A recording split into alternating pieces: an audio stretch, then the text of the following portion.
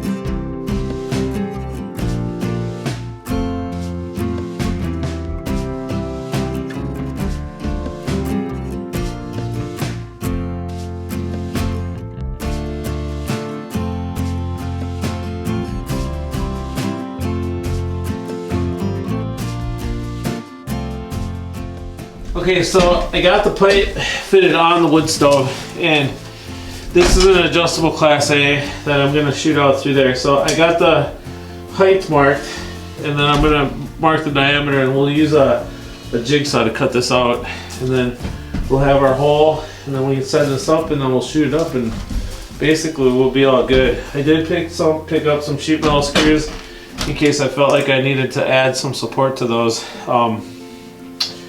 connections. So we'll just see how this goes.